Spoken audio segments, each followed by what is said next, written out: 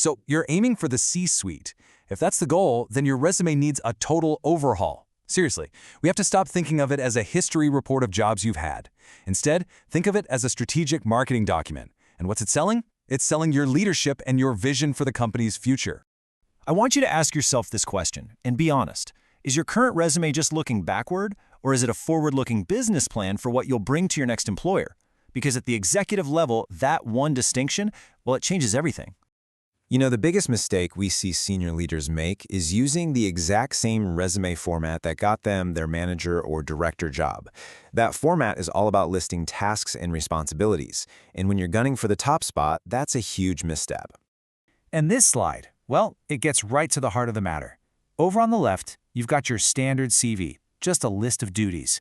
But on the right, you have a true executive resume that sells a vision. Think about it. Recruiters and boards aren't just looking to hire a task manager. They're investing in a strategist, someone who can deliver real growth and major impact.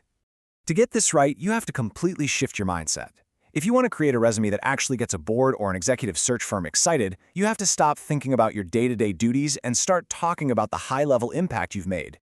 I love this quote because it just nails it. It's not about how busy you were. It's about how effective you were. You have to ask yourself, does every single line on my resume prove my strategic value? Does it scream leadership? If the answer is no, it's time for a rewrite. So instead of listing those everyday tasks, your focus needs to be on the big strategic wins you personally led. Did you spearhead a new market entry? Did you oversee a massive digital transformation? Drive a key M&A deal? These are the kinds of powerful stories that show you can operate at the absolute highest level. Okay, this brings us to probably the most crucial part of any executive's story, the money, your financial acumen. At this level, showing you can drive bottom-line growth isn't just a nice-to-have, it's completely non-negotiable. Let's be blunt. If you can't show that you've been a responsible and, more importantly, an effective steward of a company's finances, you're just not going to be considered for a C-level role. It's the ultimate litmus test for executive capability. And you can't be vague about it. You have to be explicit. It all starts by clearly stating the scale of your financial responsibility. What was the actual size of the P&L that you were in charge of? Don't be shy. A big, clear number like this, a $150 million P&L, that immediately establishes the scope of your authority. It tells them the level of trust the last company placed in you. But look, responsibility is only half the story, right? The very next step is to connect that responsibility to a real, tangible outcome. The big question is, what did you do with that P&L? And here it is, the payoff. You didn't just manage the resources, you grew them. This chart tells a powerful story of driving sustainable financial performance and boosting profitability. Now you're speaking the language of the board. Okay, so you get the mindset shift, you know you have to talk numbers. But how do you actually structure those bullet points to have the biggest possible punch? This is where we get down to the brass tacks. This is the Challenge Action Result Framework, or CAR for short. It is, without a doubt, the gold standard for turning your accomplishments into these short, powerful stories that prove your strategic value. It's actually a really simple but incredibly powerful structure. First, you set the scene with the challenge. What was the business problem you were up against? Then, you detail your strategic action. What did you, as the leader, personally do? And finally, you land the punch with the quantifiable result.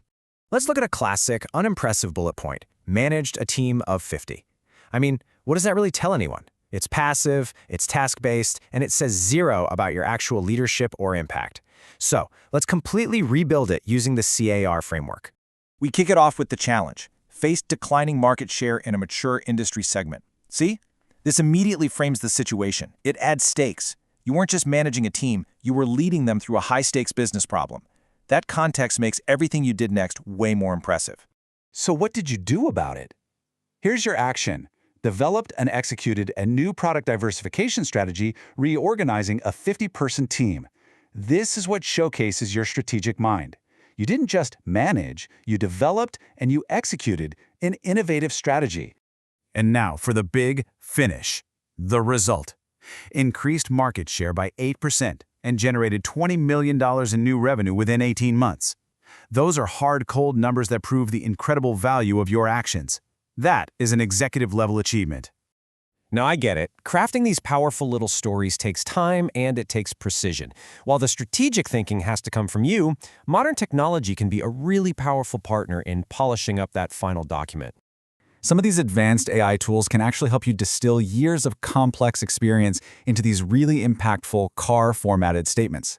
They can also help make sure your resume even gets past those automated screening systems, the ATS, by optimizing it for the right executive-level keywords. It's really about using every advantage you can to get your story heard.